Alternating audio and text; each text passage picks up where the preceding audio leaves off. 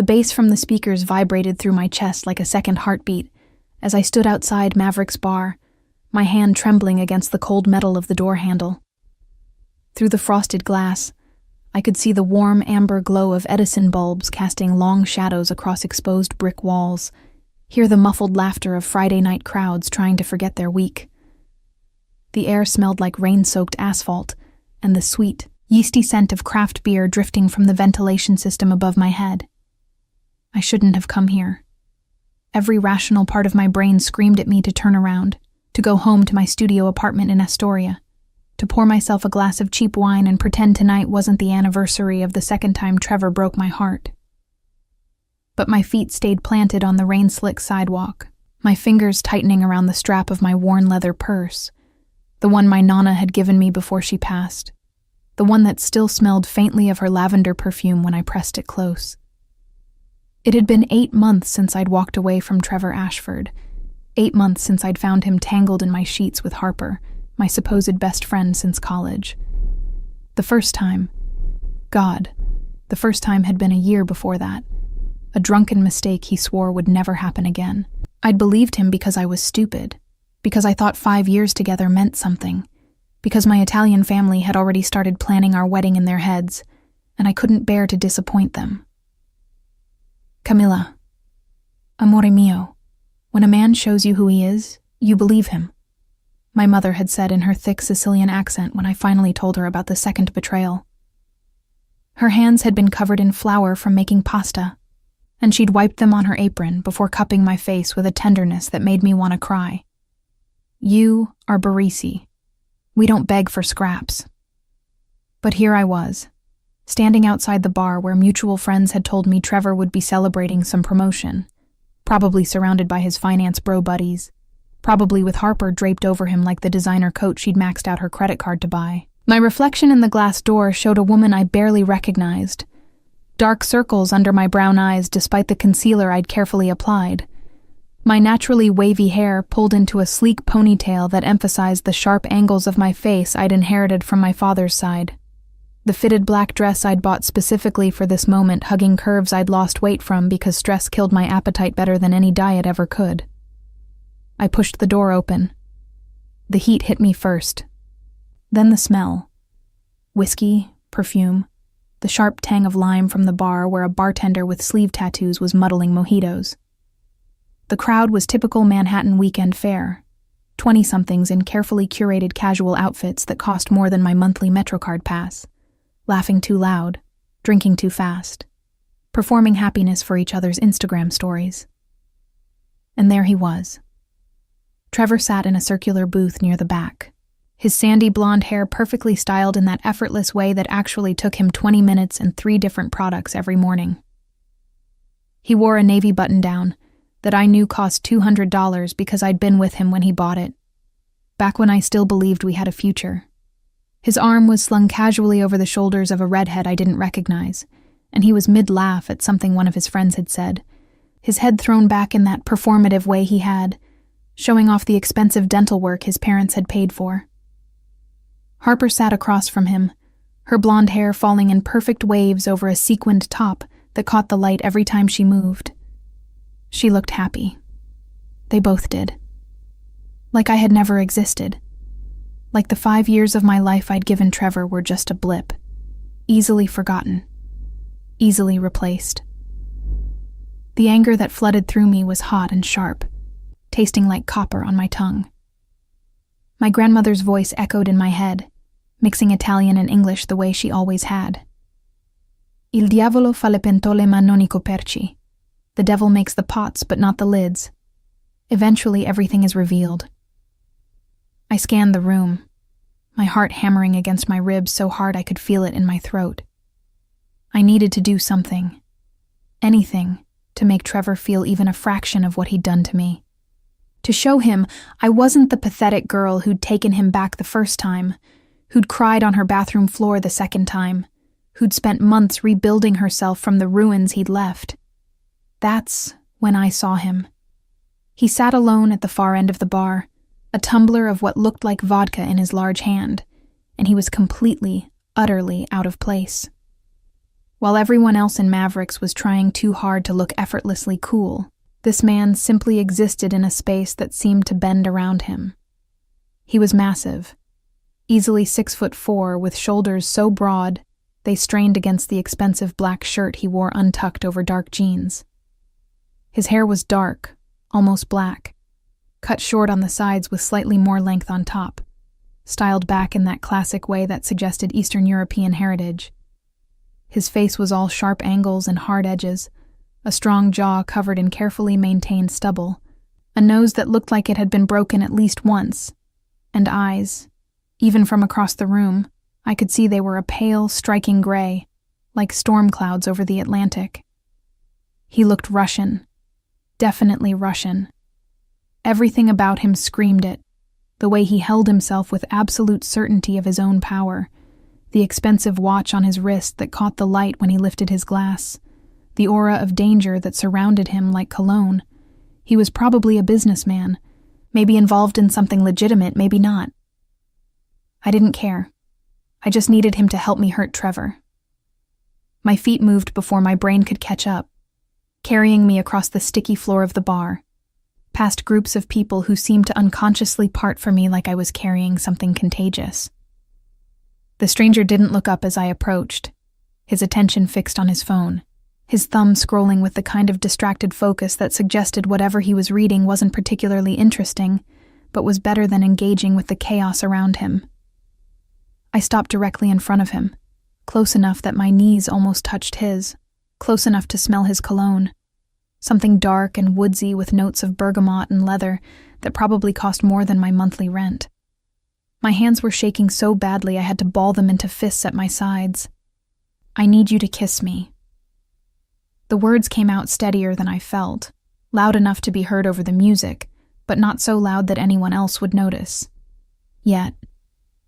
He looked up slowly, and the full force of those gray eyes hit me like a physical thing. Up close, he was even more intimidating. There was something ancient in his gaze, something that suggested he'd seen and done things that would give most people nightmares.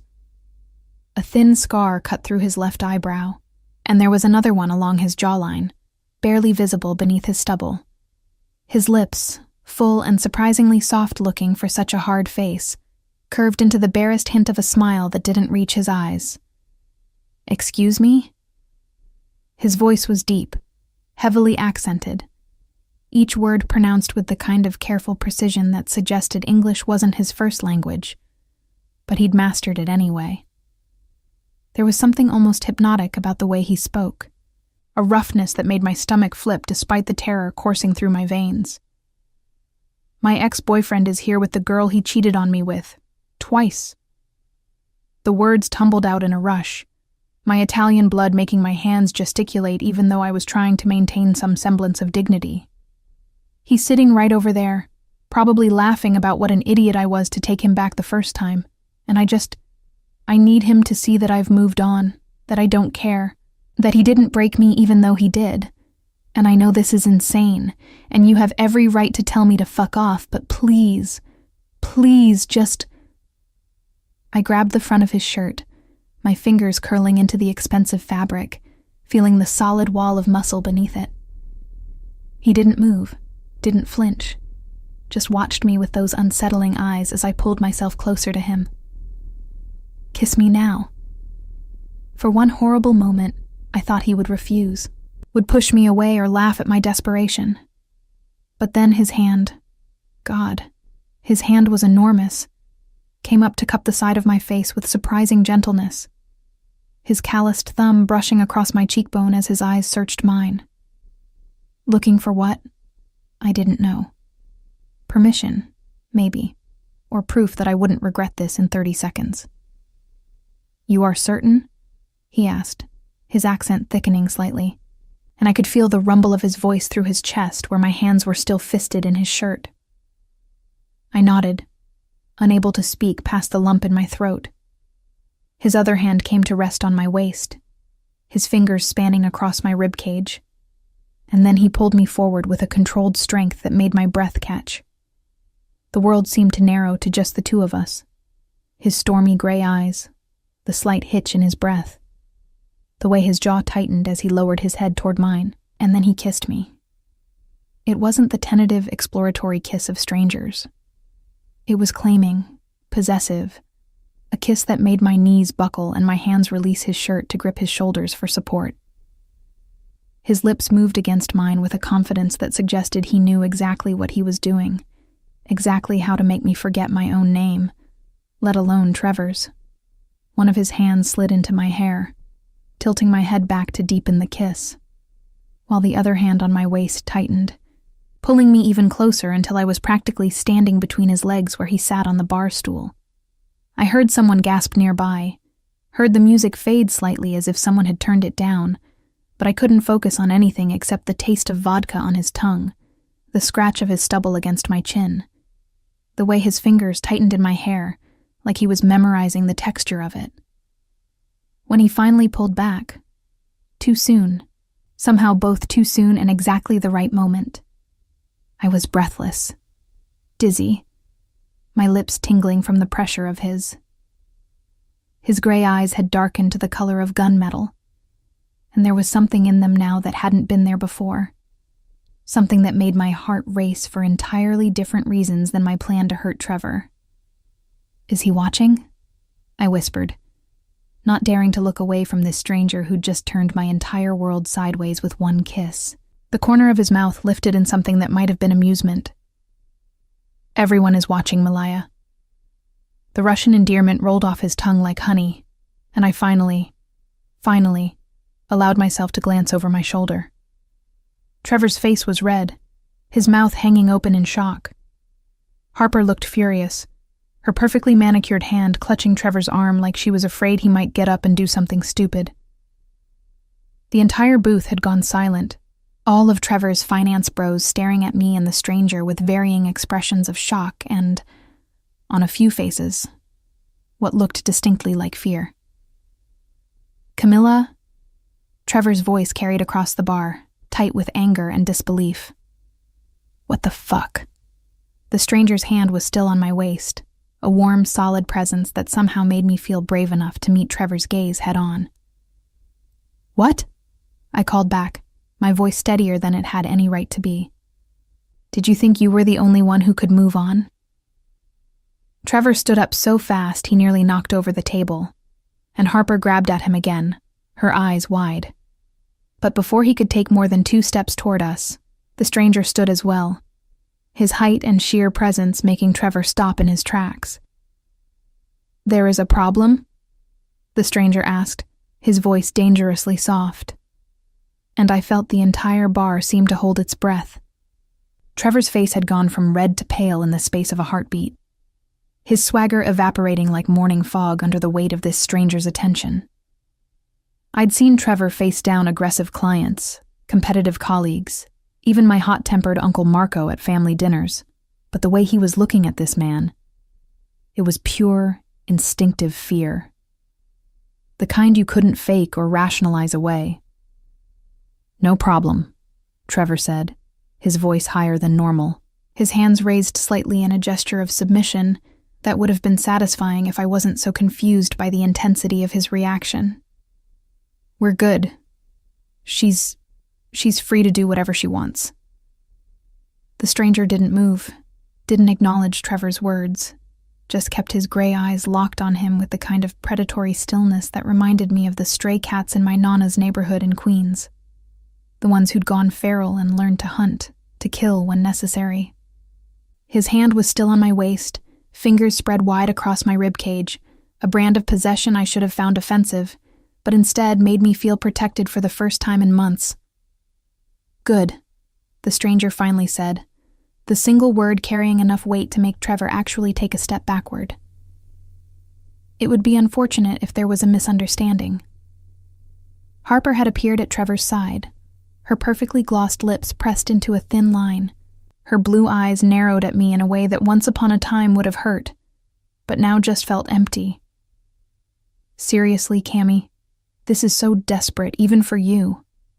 The nickname, the one only she and Trevor used, the one that now tasted like ash in my mouth, made my hands curl into fists. But before I could respond, The stranger spoke again, his accented voice carrying that same dangerous softness. "I would suggest," he said, his gaze shifting to Harper with the kind of assessment that made her actually flinch, "that you learn to speak more carefully about things you do not understand." There was something in his tone that made the threat explicit, even though his words remained technically polite. Harper's face flushed, her mouth opening and closing like a fish, and Trevor grabbed her arm, pulling her back toward their booth with an urgency that would have been comical if my heart wasn't hammering so hard against my ribs. I watched them retreat, watched the way Trevor's friends all avoided eye contact, the way Harper kept glancing over her shoulder with an expression caught between fury and genuine fear. Around us, the normal sounds of the bar were slowly returning, conversations resuming, the bartender calling out drink orders, the bass line of whatever indie rock song was playing thrumming through the floor. "Thank you," I managed to say, finally turning to face the stranger fully now that Trevor and Harper had disappeared back into their booth like scolded children. "I didn't expect... I just wanted him to see..." I was babbling, my usual composure shattered by the adrenaline crash hitting me all at once.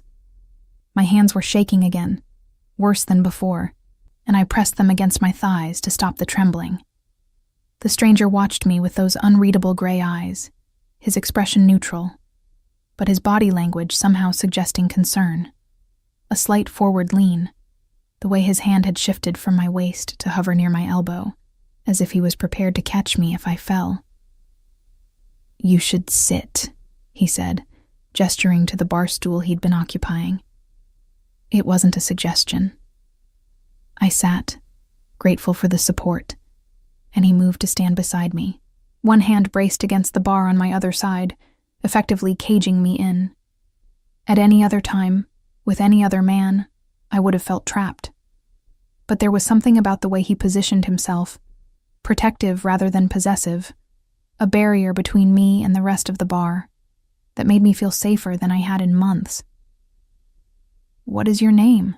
he asked, and the question was so normal, so mundane after everything that had just happened, that I almost laughed.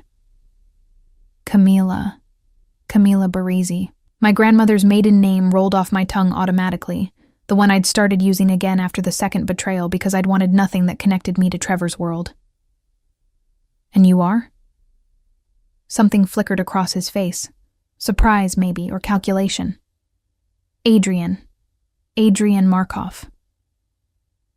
The name meant nothing to me, but the way he said it, the slight emphasis on his surname, suggested it should. I filed that information away to Google later, when my brain wasn't still fuzzy from that kiss, from the adrenaline, from the surreal nature of the entire situation. "Well, Adrian Markov," I said, forcing my voice to steady.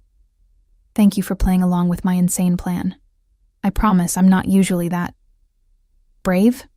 he interrupted, and there was something in his tone that made the word sound like an accusation and a compliment all at once. "Reckless? Desperate enough to grab a stranger in a bar and demand he kiss you?" All of the above, apparently. I laughed, but it came out shaky, and I pressed my hand against my chest, feeling my heart still racing beneath my palm. Seeing him there, so happy, like I never even mattered. He is an idiot.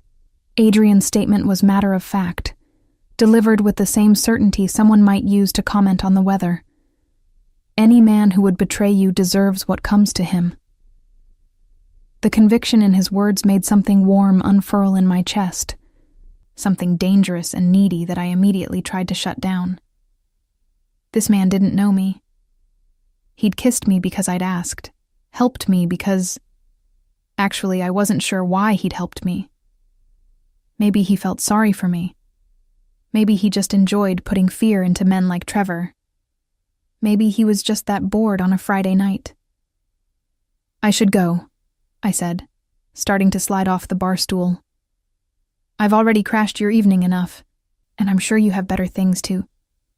His hand on my wrist stopped me, his grip gentle but immovable. "You will not leave alone, not while he is still here watching."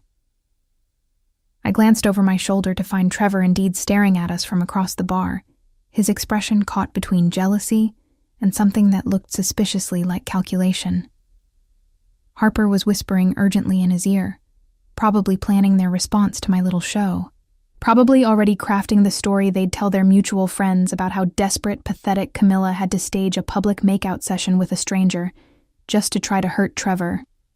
"He's not dangerous," I said, pulling my wrist from Adrian's grasp, even as part of me wanted to leave it there, to let this stranger continue touching me with that surprising gentleness. "He's just an asshole. I can handle." "You should not have to handle him at all." Adrian's jaw tightened, and I noticed for the first time that there was a small muscle that jumped when he was angry, a tell that suggested he was working to control something much darker beneath his calm exterior. Men like that, they do not learn, they do not change. They only become more bold when they think they can act without consequences. "Speaking from experience?" I asked, then immediately regretted the question when his eyes went flat, cold, all the warmth that had been building there vanishing like it had never existed. "Yes." The single word was final, a door slamming shut. We sat in uncomfortable silence for a moment, and I became acutely aware of how close he was standing, how his body heat seemed to radiate in the small space between us, how the scent of his cologne, that woodsy, expensive smell, was starting to become familiar in a way that should have bothered me but didn't. The bartender appeared, his sleeve tattoos rippling as he wiped down the bar in front of us, his eyes flicking between Adrian and me with barely concealed curiosity. "Can I get you anything?" he asked, his question directed at me but his attention clearly on Adrian, like he was checking for permission. "Vodka," Adrian said before I could respond. "2. Neat." "I don't really drink," I started, but Adrian was already pulling out his wallet, extracting crisp bills, and laying them on the bar with the kind of casual disregard for money that came from having a lot of it. "Tonight you do," he said, and there was something in his tone that made it clear this wasn't up for debate. "After what you just did, you need something stronger than whatever you were planning to order." He wasn't wrong. My hands were still shaking, my adrenaline still spiking and crashing in waves that made me feel simultaneously invincible and like I might throw up. When the bartender set 2 heavy tumblers of clear liquid in front of us, I picked mine up with both hands to keep it steady. "Na zdrowie," Adrian said, raising his glass. To revenge poorly planned but well executed. Despite everything, I laughed. A real laugh this time, not the shaky, uncertain sound from before. We clinked glasses, and I threw back the vodka in one swallow, the way I'd seen my Uncle Sal do at family weddings, feeling it burn down my throat and settle like fire in my stomach. "Better," Adrian observed, and when I looked at him, there was the ghost of a smile playing at the corners of his mouth, softening the hard edges of his face. "Now you look less like you might faint." "I wasn't going to faint," I protested, but my voice lacked conviction. "I was just processing. He repeated the word like he was testing it, his accent making it sound foreign and somehow more honest. "You Americans, you have such polite words for strong emotions. In Russia, we would say you were D341, nefdud D34 from anger." "What does that mean?" "That you were fucked by anger." His translation was blunt, delivered with the same casualness as discussing the weather, and it startled another laugh out of me, this one louder, more genuine, drawing attention from nearby patrons. "Yeah," I admitted, setting my glass down and running my fingers through my hair, dislodging strands from my carefully constructed ponytail. "Yeah, that's exactly what I was." Adrian's eyes followed the movement of my hand, tracking the way my hair fell around my shoulders, and something in his expression shifted, intensified. He looked at me the way a man looks at something he wants, and the recognition of that desire sent a thrill of fear and excitement through me in equal measure. Tell me about him, Adrian said, nodding toward where Trevor still sat, though his voice suggested he didn't particularly care about the answer. This fool who lost you.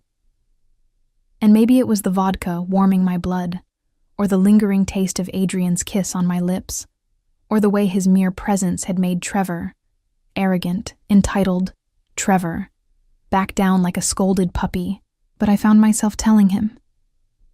About the 5 years together, about the first betrayal I'd forgiven, about the second one that had broken something in me I wasn't sure could be fixed, about Harper, who'd been my roommate freshman year of college, who'd held my hair when I got food poisoning from bad sushi, who'd apparently been fucking my boyfriend for months before I walked in on them.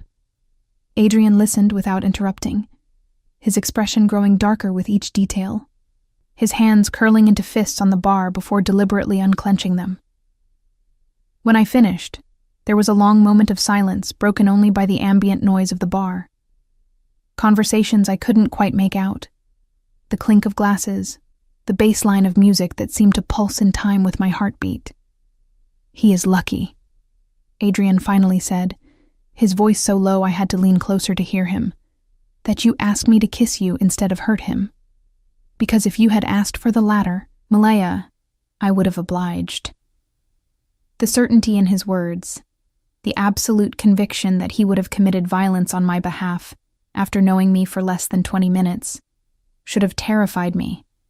Instead, it made me feel something I hadn't felt since before the first betrayal, valued, protected, like I mattered enough for someone to get angry on my behalf. Why would you do that? I asked, my voice barely above a whisper. You don't even know me. His hand came up to cup my face again, the same gesture he'd made before kissing me, his palm warm against my cheek, his thumb brushing across my lower lip with a gentleness that contradicted every other hard edge about him. Because, he said, his gray eyes holding mine with an intensity that made it impossible to look away. Any man who would waste what he had with you deserves to know fear. And I am very good at teaching that lesson. Adrian's hand was still cradling my face when my phone buzzed in my purse, shattering the moment like dropped glass. I fumbled for it, my fingers clumsy from the vodka and adrenaline, and saw Trevor's name lighting up the screen. Of course he couldn't let me have this, couldn't let me walk away with even a shred of dignity. We need to talk. Now. I showed the screen to Adrian, watching his expression darken as he read the message. His jaw tightened again, that small muscle jumping, and he took my phone from my hand with a deliberateness that suggested he was controlling an impulse to throw it across the room. Block him, Adrian said simply, his accent thickening with barely suppressed anger. This man has nothing to say that you need to hear. I can't just, I started, but even as I said it, I realized how ridiculous I sounded. Why couldn't I? What did I owe Trevor except the satisfaction of telling him to fuck off one final time? My phone buzzed again, and again. Trevor was calling now, and I could see over Adrian's shoulder that Trevor had stood up from his booth, was actually walking toward us with that determined stride that I knew meant he was about to make a scene. Harper trailed behind him, her expression caught between concern and barely concealed glee. She always had loved drama, as long as she wasn't the one being humiliated. Camilla, can we talk outside? Trevor's voice carried that placating tone he used when he was trying to manipulate me back into compliance. Just for a minute. I think there's been a misunderstanding. Adrian's body had gone completely still beside me, and I realized with a jolt of fear, not for me, but for Trevor, that this stranger I'd kissed was debating whether to simply remove Trevor from my presence by force. His hand had moved from my face to rest casually on the bar, but I could see the tension in his forearm, the way his fingers curled slightly. Ready. There's no misunderstanding, Trevor, I said, forcing my voice to stay level even as my heart hammered. We're done. We've been done for months. Me kissing someone else shouldn't come as a surprise. You certainly didn't have any problem doing the same while we were still together. That's different, Trevor shot back. And God, the audacity of this man. I made mistakes, yes, but at least I wasn't out here throwing myself at strangers in bars like some. He didn't get to finish the sentence. Adrian moved faster than someone his size should have been able to, stepping between me and Trevor with a fluid grace that suggested violence was a language he spoke fluently. He didn't touch Trevor. Didn't need to. His mere presence was enough to make Trevor stumble backward, nearly colliding with Harper. "You will leave," Adrian said, and his voice had dropped to something cold and deadly, each word enunciated with careful precision. "Now. And you will not contact her again. Do you understand?" "Who the fuck are you?" Trevor demanded, but his voice cracked slightly, betraying his fear. "Her bodyguard? This is between me and Camilla, so why don't you mind your own?" "She is my concern now." Adrian's interruption was absolute, final. "Which makes you my concern as well. And trust me, Mudak, you do not want my attention." I didn't know what the Russian word meant, but from the way Trevor's face flushed, and several nearby patrons who were clearly Eastern European heritage hid smiles behind their drinks, I could guess it wasn't complimentary. Harper grabbed Trevor's arm, actually physically pulling him backward, her eyes wide with a fear that I'd never seen on her usually confident face. "Trevor, let's just go," she hissed, her voice urgent. "This isn't worth it." "Listen to your friend," Adrian suggested, though friend came out sounding like an insult.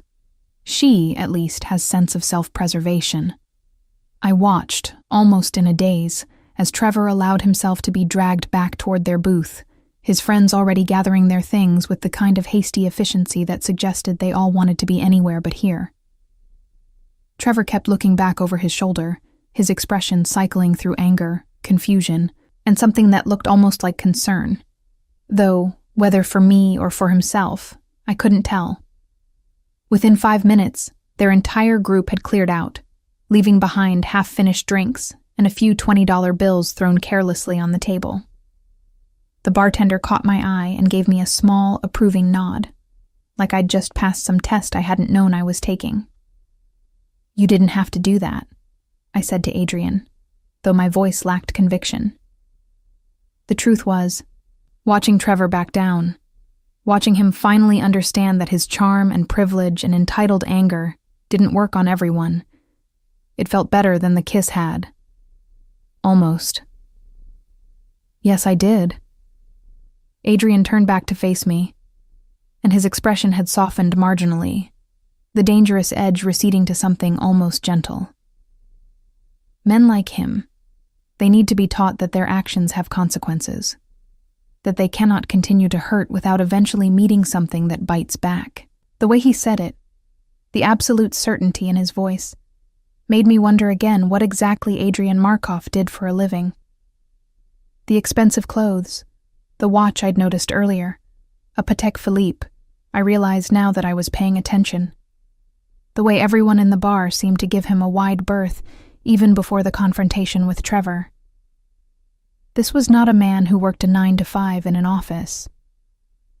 "You're not just a businessman, are you?" I asked, the vodka making me bolder than I probably should have been. Adrian's lips curved into something that might have been a smile if it had reached his eyes. "No, Malaya, I am not. Does that frighten you?" It should have. Every self-preservation instinct I had should have been screaming at me to thank him for his help and get as far away as possible. But when I looked into those gray eyes, I didn't feel fear. I felt curiosity, attraction, and something else I couldn't quite name, but that felt dangerously close to safety. "Should it?" I countered.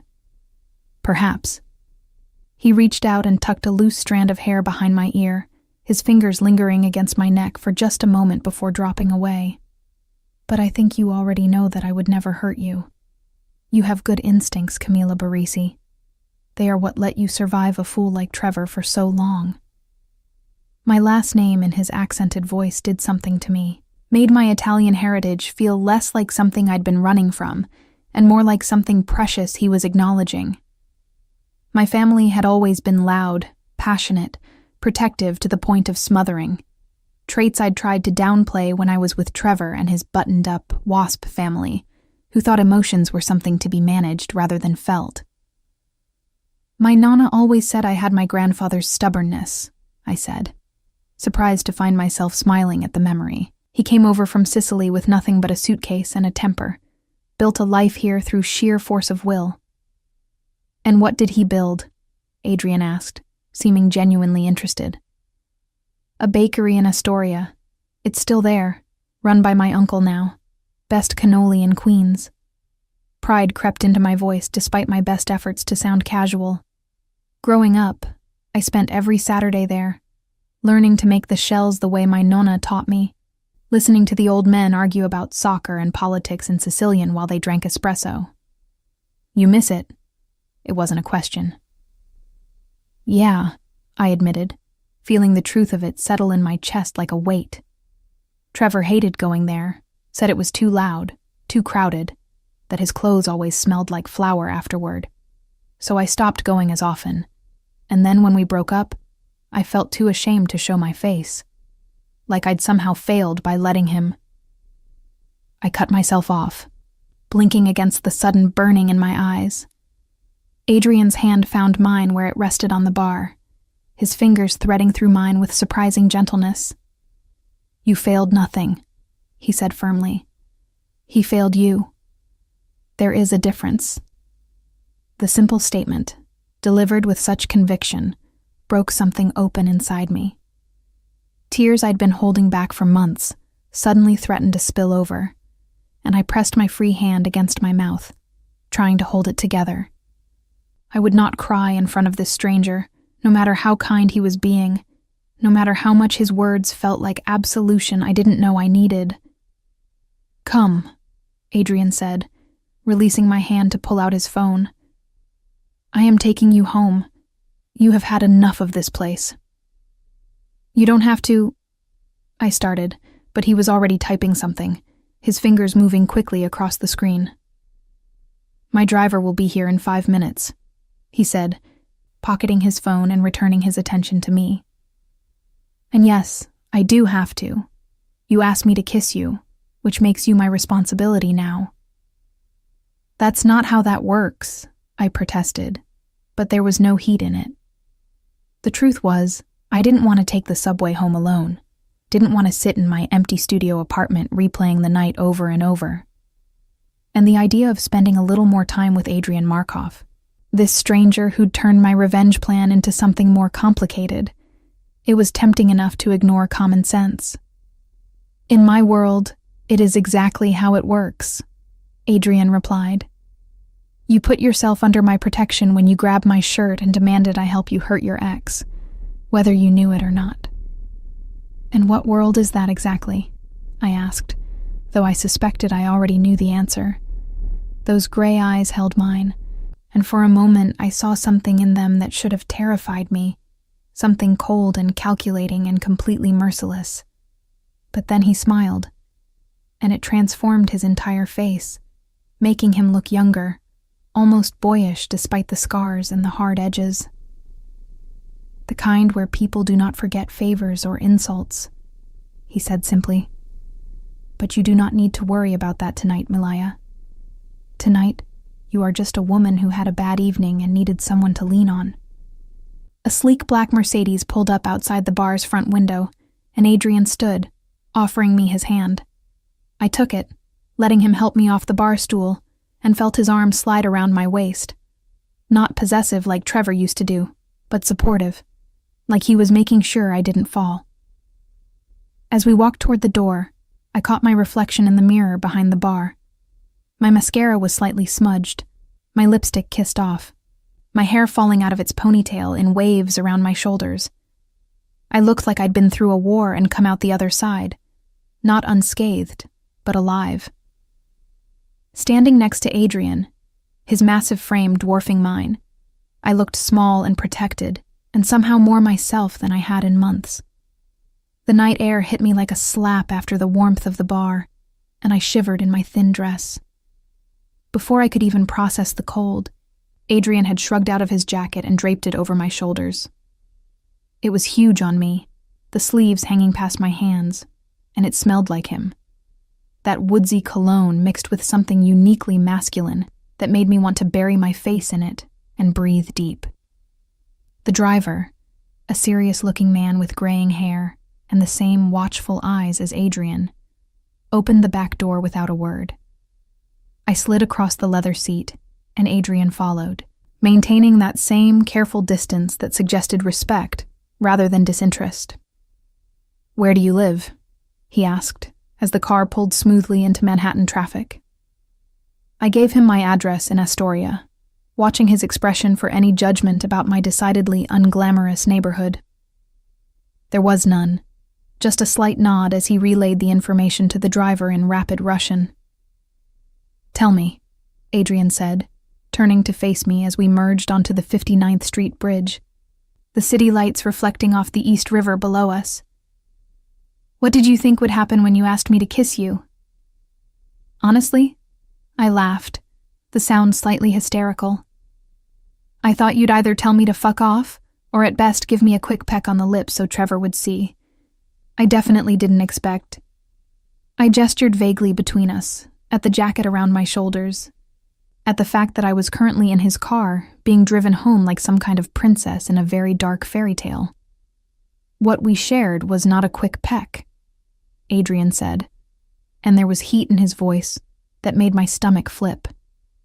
"That was a kiss meant to brand, to claim, to make every man in that bar understand that you are under my protection now."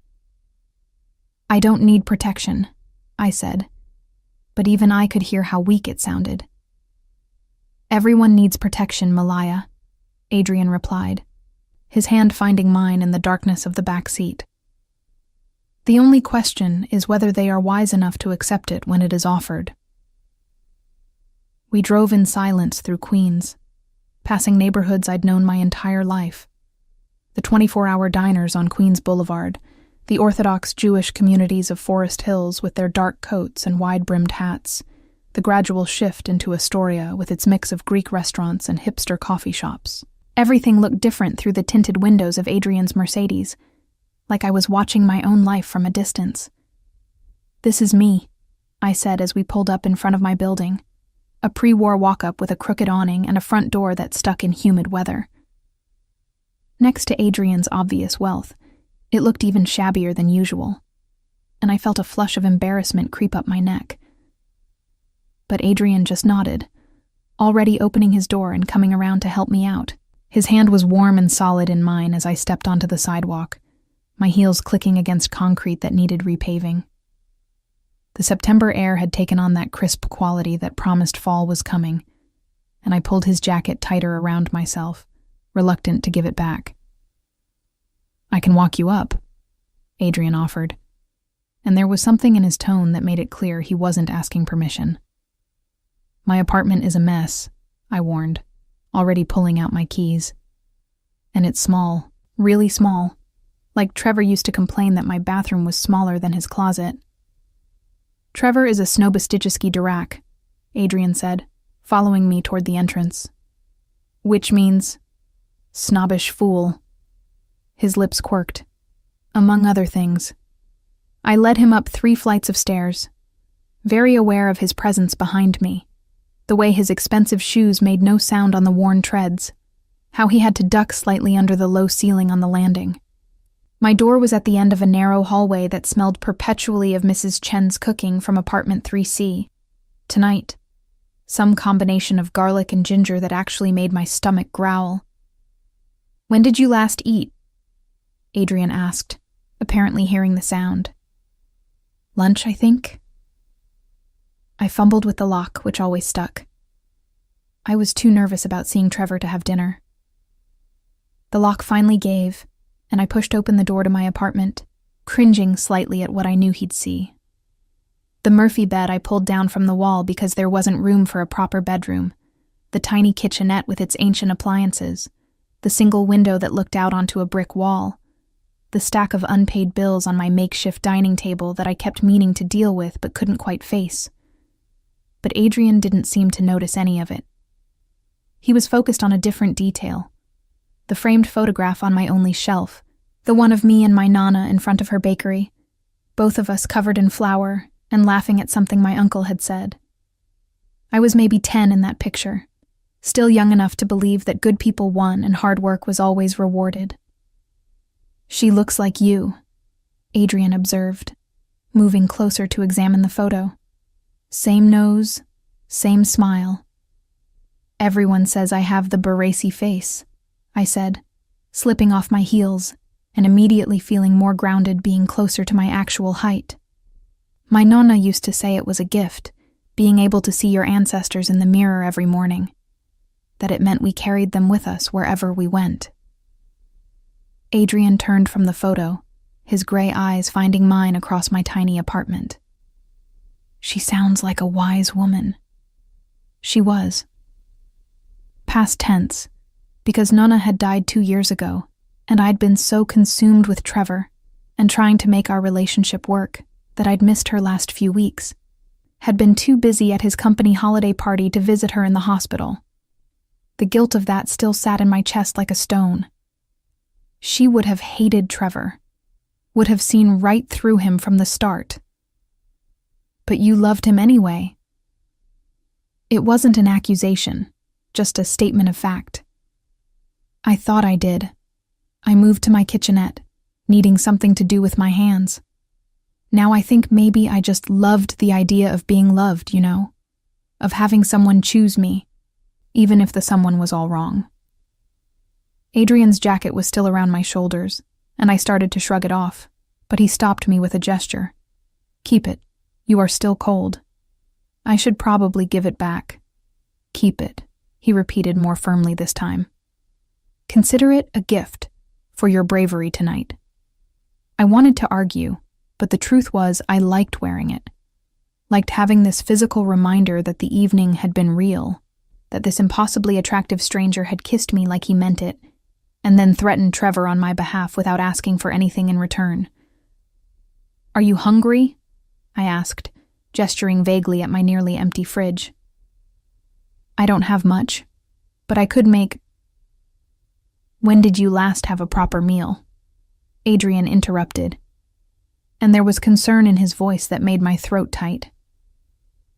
"One that you sat down and enjoyed, not something eaten standing at a counter between shifts." I couldn't actually remember.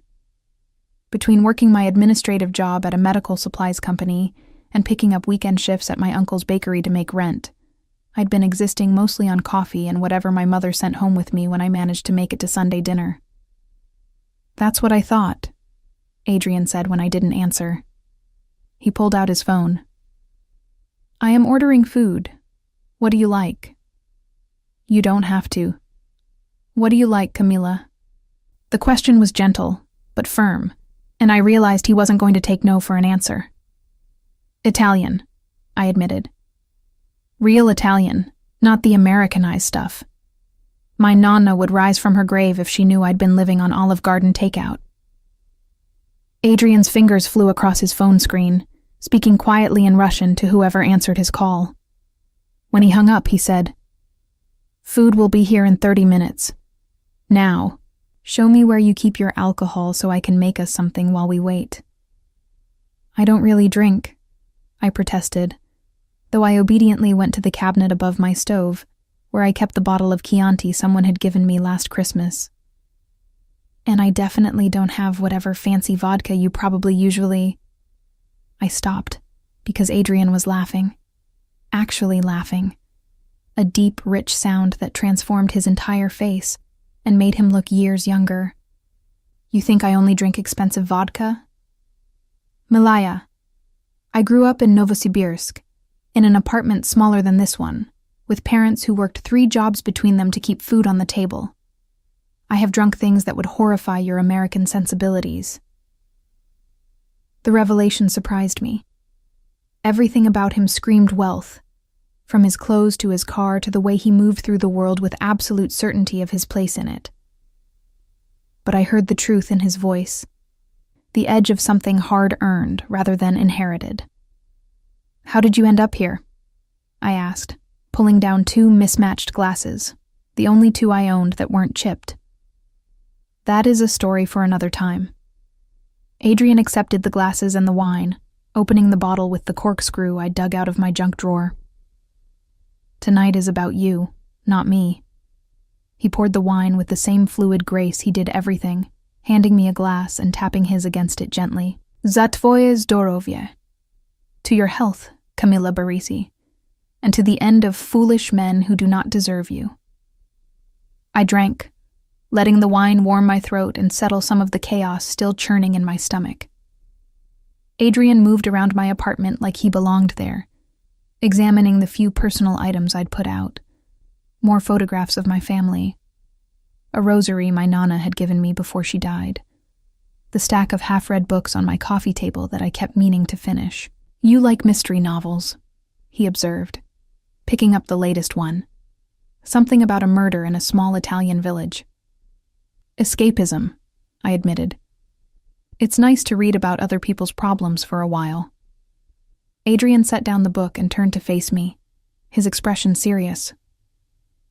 I should tell you something, Camilla, before this goes any further. My heart jumped. Us, he clarified, moving closer until he was standing just a foot away, close enough that I had to tilt my head back to maintain eye contact.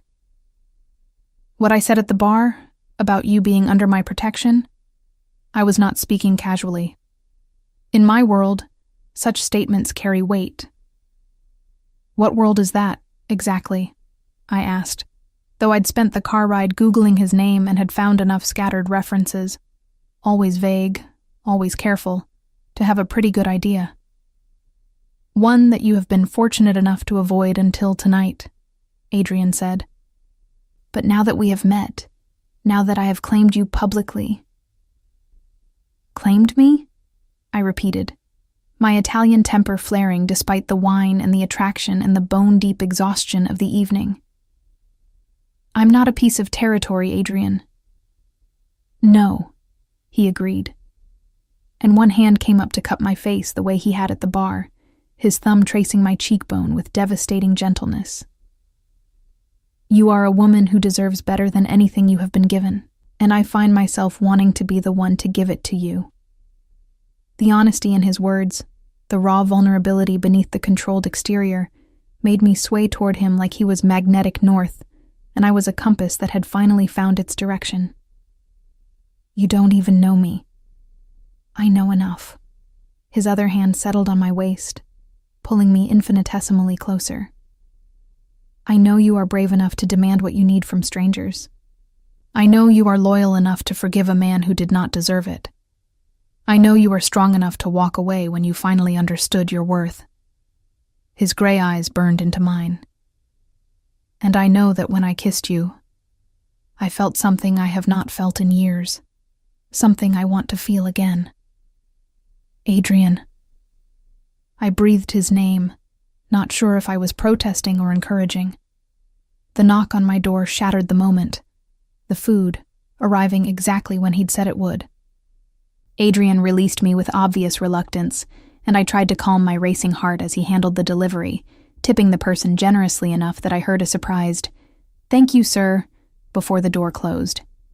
He'd ordered enough food for 6 people, pasta carbonara, chicken saltimbocca, fresh bread with olive oil and balsamic, caprese salad with mozzarella that smelled like it had been made that morning, and a tiramisu that looked too pretty to eat. The scent filled my tiny apartment, making my mouth water and reminding me that I'd been running on empty for longer than just tonight. "Sit," Adrian commanded, and I was too overwhelmed to argue. He served me like it was the most natural thing in the world, plating the food with surprising skill, making sure I had everything I needed before serving himself a smaller portion, and settling across from me at my tiny table. We ate in comfortable silence, and I found myself relaxing in a way I hadn't with anyone, not Trevor, not even my family, in months. There was something about Adrian's presence that made me feel safe to just exist, to eat without worrying about table manners or making conversation or being entertaining. "Better," he observed after I'd finished my second helping of pasta. "You have color in your face now. You were too pale at the bar." I was having an adrenaline crash, I admitted, and probably a minor panic attack. I don't usually. Tonight was very unlike me. Good, Adrian said, surprising me. You should not have to be usual, Camilla. You should be extraordinary, and the world should adjust to accommodate you, not the other way around. The conviction in his voice made me believe it, at least for a moment. Is that how your world works? That is how I make it work, he corrected. Power is not something you are given. It is something you take, and then you use it to protect what matters. And what matters to you? I asked, genuinely curious. Adrian was quiet for a long moment, swirling the wine in his glass. Less than it should, he finally said.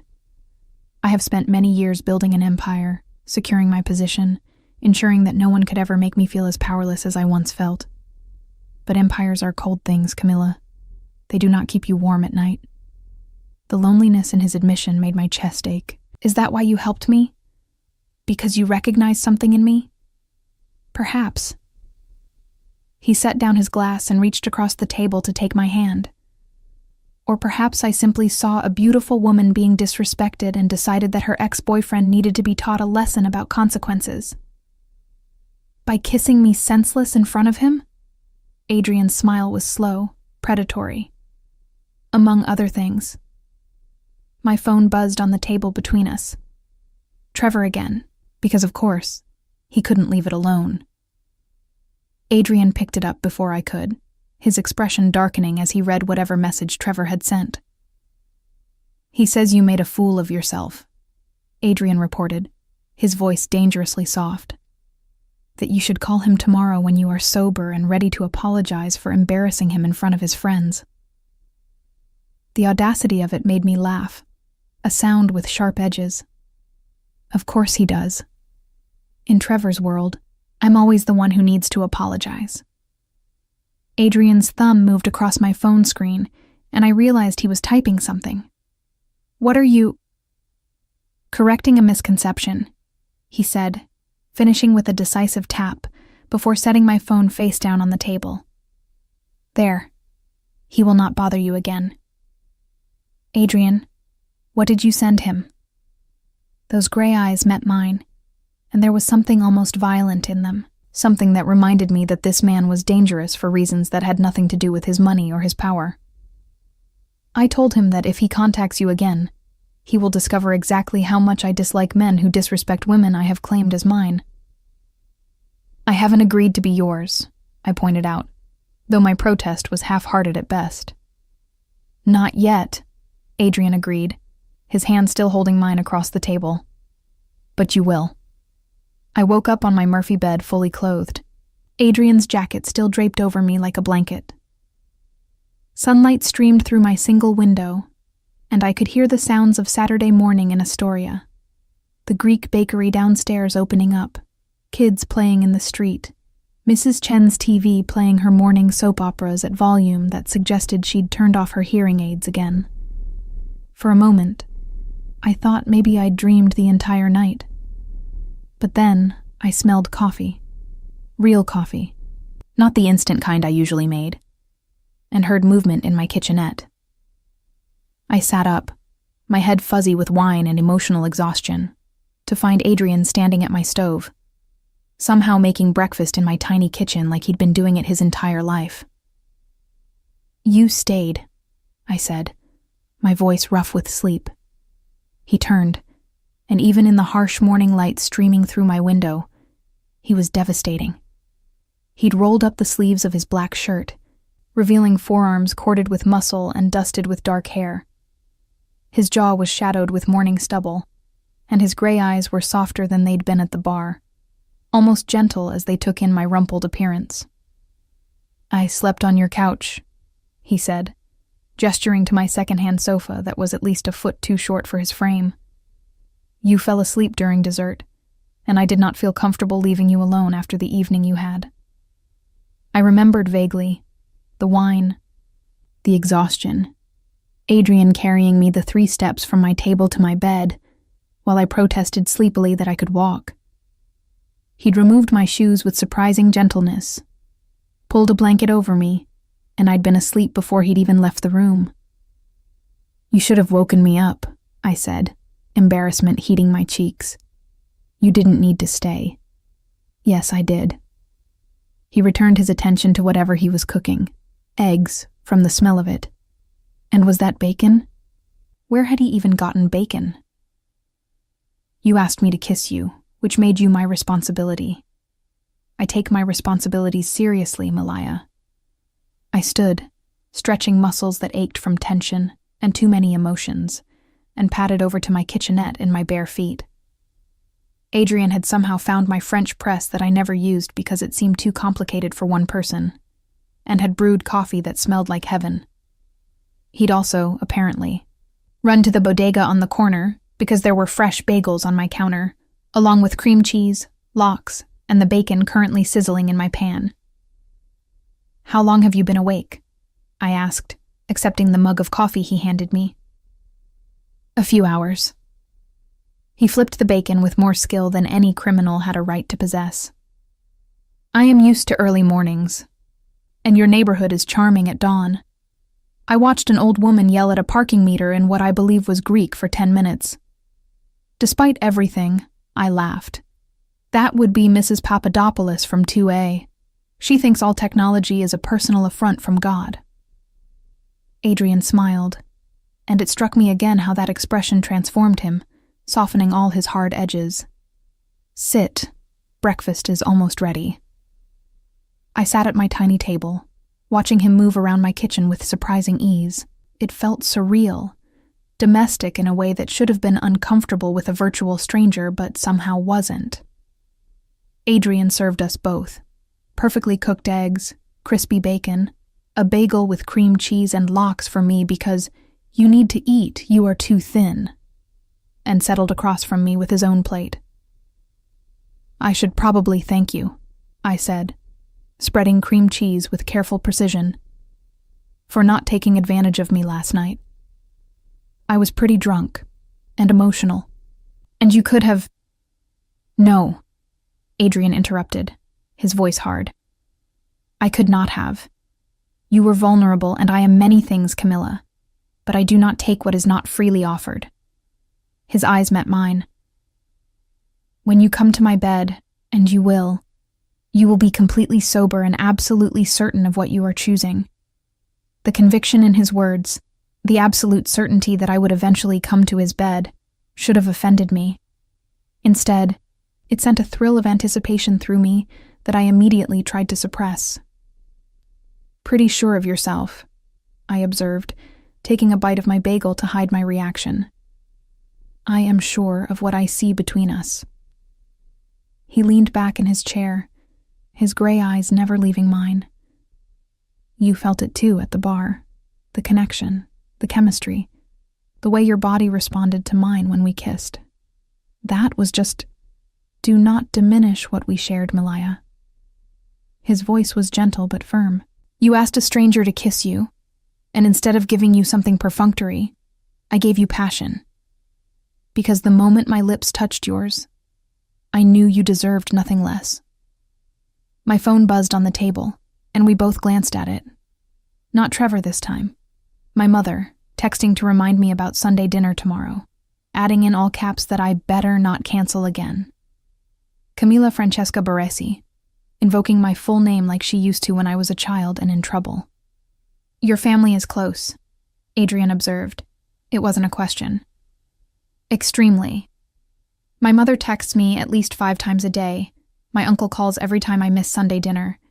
And my cousins have a group chat that blows up my phone constantly with memes and arguments about who makes the best meatballs." I smiled despite myself. "It's overwhelming sometimes, but I wouldn't change it. You are lucky." Something in Adrian's voice made me look up, catching a flash of pain before he controlled it. "I have no one left except the men who work for me, and that is not the same as family." The loneliness in his admission made me bold. "What happened to them? Your family?" Adrian was quiet for a long moment, his fingers tracing patterns on my cheap laminate table. When he finally spoke, his voice was carefully neutral, emptied of emotion. My parents died when I was 16. A fire in our apartment building that the landlord had been warned about for months, but did nothing to fix. My sister was already married, living in America with her husband. I came here to be near her, to start over. Where is she now? I asked gently. Dead. 5 years ago. His jaw tightened. Her husband was involved with people he should not have been involved with, owed debts he could not pay. They came for him, and she was collateral damage. Their daughter, my niece, she was only 8 when it happened. Oh God, Adrian. I reached across the table without thinking, my hand covering his. I'm so sorry. It was a long time ago, he said, but his hand turned over to grip mine with almost painful intensity.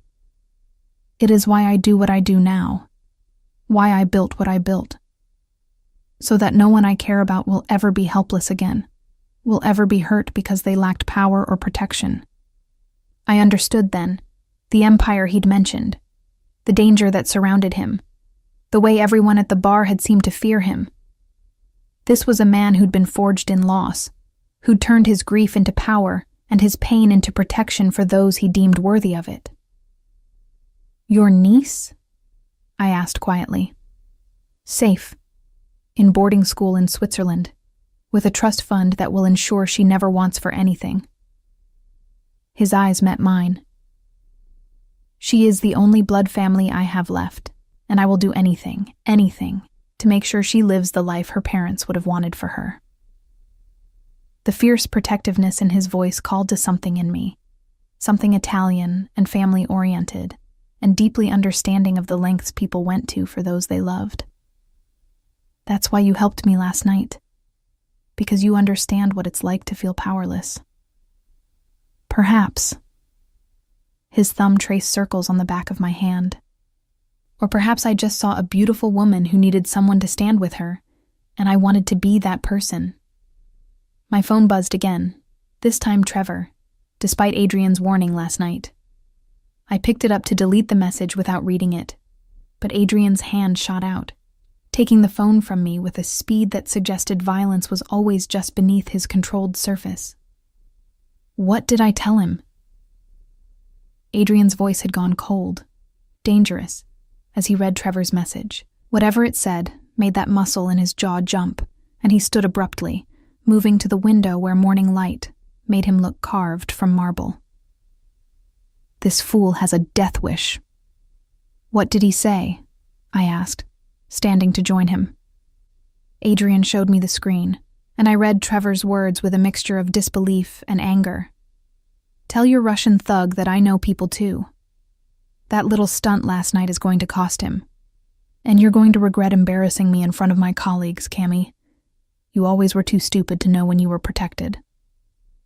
I need to make a phone call, Adrian said, already pulling out his own phone. Stay here. Do not leave this apartment until I return. Wait, what are you going to do? Panic fluttered in my chest at the sudden shift in his demeanor, the way his entire body had gone tense with controlled violence. I am going to teach Trevor Ashford what happens when men threaten what is mine. Adrian's gray eyes were cold now, empty of the warmth I'd seen during breakfast. And then I am going to ensure that he never has the opportunity to threaten you again. Adrian, you can't just... I started, but he was already speaking rapidly in Russian into his phone, his free hand running through his hair in the first sign of agitation I'd seen from him. When he hung up, he turned to me, his expression softening marginally. Camilla, listen to me very carefully. Trevor does not know who I am, what I am, because I have been careful to keep my business separate from my public face. But his threat suggests he has connections to people who might recognize my name, which makes you a target by association. I don't understand, I said, though ice was beginning to form in my stomach. It means, Adrian said, moving close enough to cup my face in both hands, that I need to make arrangements for your safety. Starting now. I don't need... Yes, You do. His thumb brushed across my lower lip, and despite the fear creeping through me, I felt that same electric pull from the bar, the awareness of him that made everything else fade into background noise.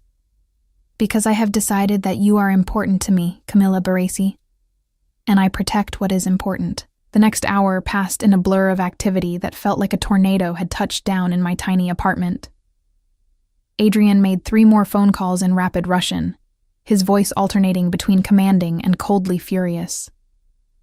A man named Dmitri arrived first, tall, scarred with the same watchful eyes as Adrian, and began installing additional locks on my door, while explaining in broken English that these were better than police have, very secure, very safe.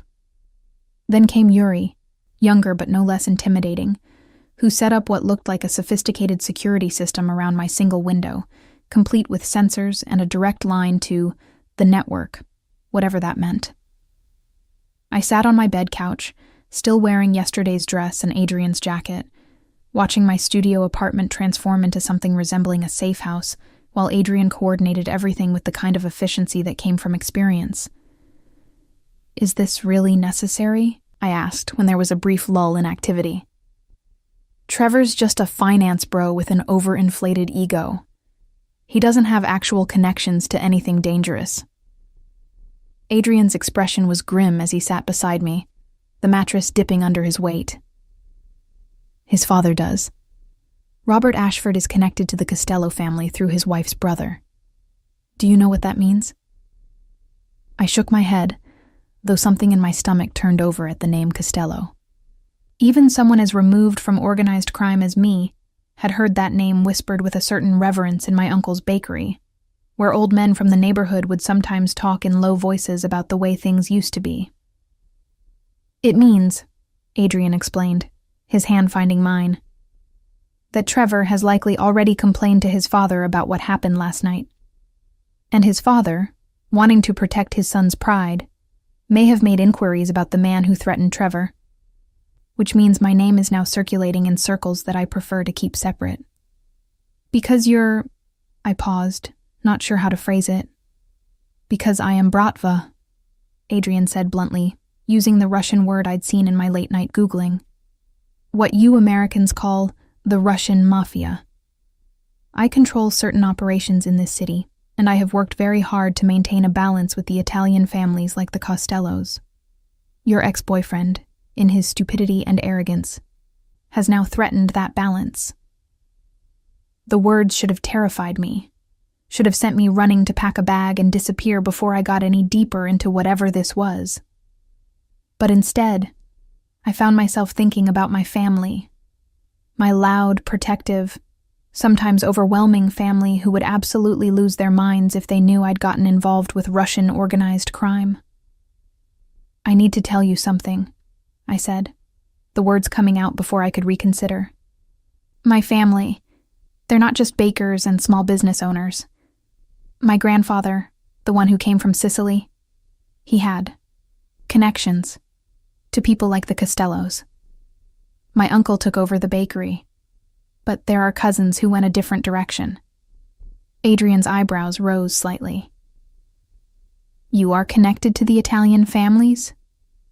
"Distantly. Very distantly." I pulled my hand from his, suddenly needing space to think. "My mother's brother, Uncle Sal. He's not just a baker. He's a caporegime in the Moretti family.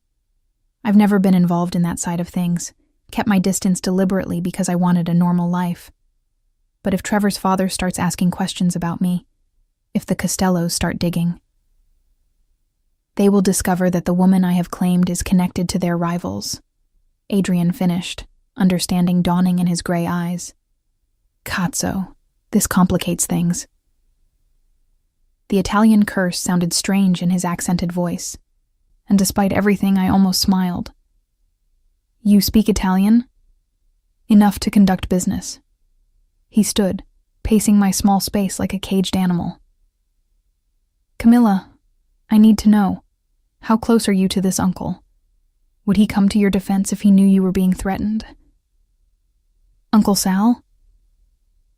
I thought about the man who'd bounced me on his knee as a child, who'd taught me to make perfect espresso, and who'd once broken a man's hand for getting too familiar with one of his teenage waitresses. He'd burned down half of Queens to protect me. But I've spent years trying to stay out of that world, trying to prove to my family that I didn't need their protection, that I could make it on my own. Pride, Adrian said. But there was understanding in his voice rather than judgment. I know that pride well. It is what drove me to build my own power rather than work within existing structures. But pride can also be dangerous, Malaya, especially when men like Trevor's father are involved. My phone rang. Not a text this time, but an actual call from my mother. I looked at Adrian, who nodded once, and I answered with a sense of inevitability settling over me. Camilla Francesca, where have you been? My mother's voice was a mixture of worry and anger, the familiar cadence of Sicilian accented English that I'd grown up with. Your Uncle Sal called me this morning, said some finance bastardo has been asking questions about you, about our family. What have you done? Mama, I can't explain. You better explain at dinner tomorrow, with whatever coglione you've gotten yourself involved with. She switched to rapid Italian that I only half understood, something about men and trouble, and why did her only daughter have to be so stubborn?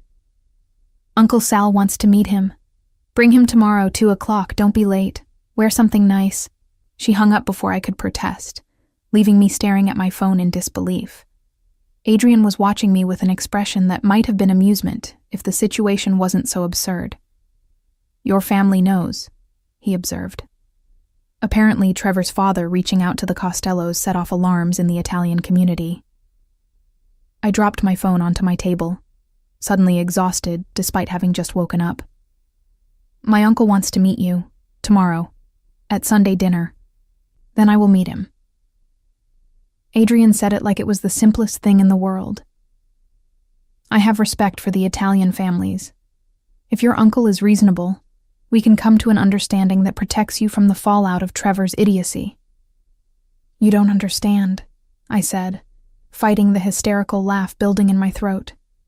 My family, Sunday dinner isn't just dinner. It's my mother, my father, 3 uncles, 2 aunts, 7 cousins, and whoever else happens to show up. It's chaos and noise and everyone talking over each other in 3 different languages, and they're going to grill you about your intentions and your background and whether you go to church, and... Adrian's hands framed my face, his thumbs brushing away tears I hadn't realized were falling. Breathe, Camilla. I have faced worse than a large Italian family. I can handle Sunday dinner. But you don't understand what you're walking into, I insisted, my voice breaking.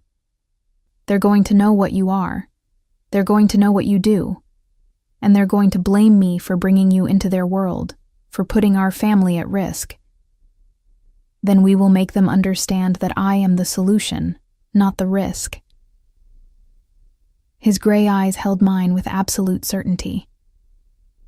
Trevor Ashford made a mistake when he threatened you. He drew attention from people who would use you to get to me, or use me to get to your family. The only way to protect you now is to make it clear to everyone, Italian, Russian, and every other organization in this city, that you are under my protection, permanently. What does that mean? I whispered, though I thought I already knew. Adrian's answer was to kiss me, not like at the bar, not with the performative passion meant to hurt Trevor, but with a gentleness that made my chest ache. His lips moved against mine like he was memorizing the taste of me, his hands cradling my face like I was something precious rather than a complication he'd accidentally acquired. When he pulled back, his forehead rested against mine, our breath mingling in the small space between us. It means I am claiming you. Publicly, permanently, in a way that every organization in this city will understand and respect. You will be Bratva, under my protection, and anyone who threatens you threatens me. That's insane, I breathed, but I wasn't pulling away. We barely know each other. We met 12 hours ago because I asked you to kiss me to hurt my ex-boyfriend, We can't just... Can't we? Adrian pulled back just enough to meet my eyes. You say we barely know each other, but I know what matters. I know you are brave and loyal and willing to fight for what you believe in. I know you come from a family that values honor and protection. I know that when I kissed you, I felt something I have not felt since I was young enough to believe in things like fate. His thumb traced my lower lip. And I know that I will destroy anyone who tries to harm you, Camilla Baresi. That is not something I say lightly. This is crazy, I repeated, but my hands had fisted in his shirt again, holding him close rather than pushing him away. This is absolutely insane. Yes, Adrian agreed, and that rare, genuine smile transformed his face again. But sometimes insanity is the only logical response to an illogical situation. You asked me to kiss you, and I did. That simple act has now drawn both of us into a situation where the only path forward is together. So I am asking you, Camilla, will you trust me to protect you? Will you allow me to claim you in front of your family, in front of my organization, in front of this entire city if necessary? I thought about Trevor, about his threat, about the danger I'd accidentally brought down on myself by choosing the wrong stranger to kiss. I thought about my family, about Uncle Sal, and the world I'd spent years trying to avoid.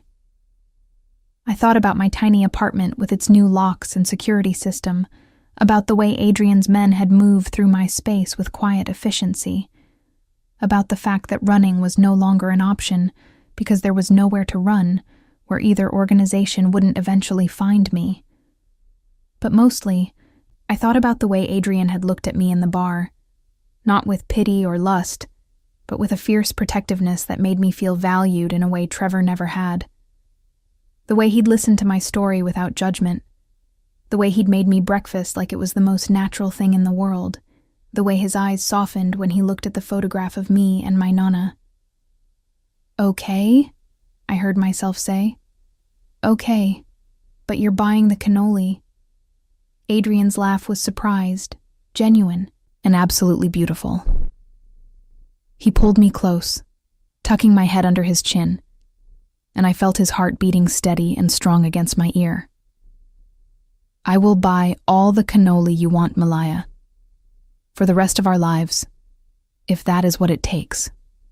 The next day, I walked into my mother's house in Howard Beach with Adrian at my side, his hand warm and possessive on the small of my back. The noise hit us first. My cousins arguing about the Yankees game playing in the living room, my mother and aunts shouting at each other in the kitchen, my father's booming laugh from somewhere deeper in the house. Uncle Sal was waiting in the dining room, and I knew immediately that this was a setup. He'd positioned himself like a king holding court, with two of my larger cousins flanking him in a way that was clearly meant to intimidate. Adrian didn't even pause, just steered me forward with absolute confidence. Uncle Sal, I said, my voice steadier than I felt. This is Adrian Markov. My uncle's eyes, dark like mine, like my father's, like every Barisi for 3 generations, assessed Adrian with the kind of cold calculation I'd only seen at family funerals. Markov, the Russian who runs the waterfront operations out of Brighton Beach. Among other things, Adrian replied calmly, not intimidated by my uncle's tone or the muscle flanking him. And you are Salvatore Baresi, Capo Regime in the Moretti family. It is an honor to meet you. The formal acknowledgement seemed to surprise my uncle, and I saw his expression shift slightly, reassessing. My niece says Trevor Ashford's father has been making noise about her. Says you're the reason. I am the reason Trevor Ashford learned what fear tastes like, Adrian corrected, his voice hard. Because he disrespected your niece in a public place, humiliated her, and threatened her when she chose to move on. His father's involvement is an unfortunate complication, but one I am prepared to handle. By claiming her as Bratva, Uncle Sal's voice was dangerous now. By making her a target for every organization that has issues with your operations. By making it clear that anyone who touches her dies screaming. Adrian's response was absolute, final, and I felt my uncle's men shift slightly, hands moving toward weapons I knew they carried. I do not make that threat lightly, Salvatore. I have killed for less than the honor of a woman I care for. I will go to war with the Costellos, with the commission itself if necessary, to ensure Camilla's safety. The room had gone completely silent. Even the noise from the rest of the house seemed to have faded, like everyone was holding their breath waiting for my uncle's response. Uncle Sal stood slowly, moving around the table with the kind of deliberate movement that suggested he was deciding whether this was going to end in violence or alliance. He stopped directly in front of Adrian, and they faced each other. Two men from different worlds, different organizations, united only by their connection to me. "You love her?" Uncle Sal asked bluntly. Adrian didn't hesitate. "I will." The answer was strange, honest, and somehow more powerful than a simple yes would have been. Uncle Sal stared at him for a long moment, then turned to me. "Camilla, you want this? You want to be with this man, knowing what he is, what it will mean for your life?" I looked at Adrian, at his gray eyes that had shown me both danger and tenderness, at the strong lines of his face that somehow felt more familiar than strange now, at the way his hand on my back never wavered, despite the threat of violence in the room.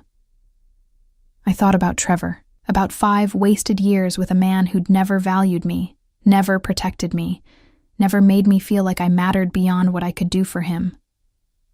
"Yes," I said, my voice clear and certain. "I want this." Uncle Sal nodded once, then, shockingly, extended his hand to Adrian. "You keep her safe, Russian. You treat her with the respect a Barisi woman deserves.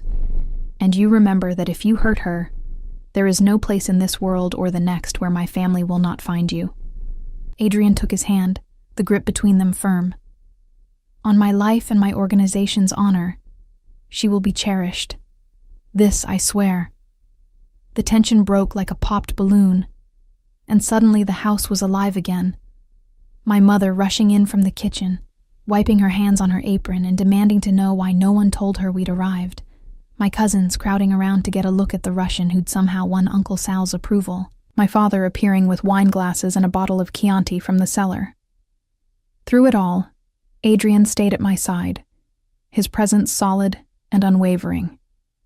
He charmed my mother by complimenting her cooking in broken but earnest Italian, bonded with my father over a shared love of soccer, even managed to make my usually hostile cousins laugh with a story about his first winter in Siberia.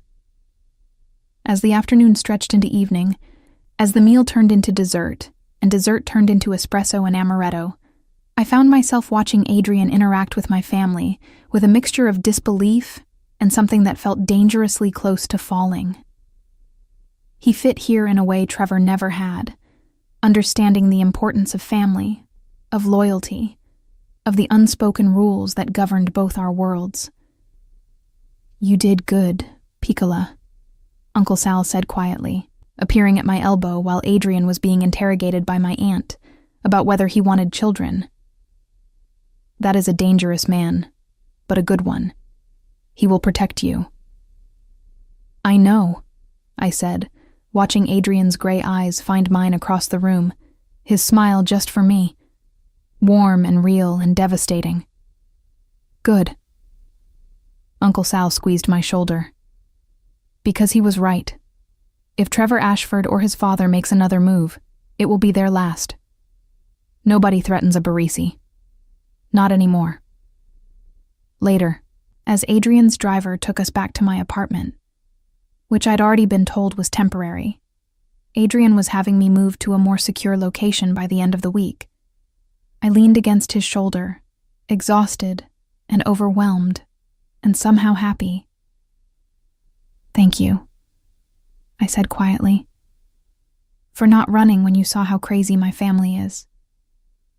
Adrian's arm came around me, pulling me closer. "They are not crazy. They are protective, which is how family should be. And they love you very much, which makes them wise. You're still buying the cannoli, I said, smiling against his shoulder. I already ordered a standing delivery from your uncle's bakery, Adrian replied, and I could hear the smile in his voice. Every Sunday morning, fresh cannoli. It seemed the least I could do for the woman who changed my entire life by asking me to kiss her. I tilted my head up to look at him, finding those gray eyes already on me, dark with promises I was only beginning to understand. Is that what I did? Yes, Malaya. He kissed me then, soft and sweet, and full of something that felt like the beginning of a story neither of us had planned, but both of us were choosing. That is exactly what you did,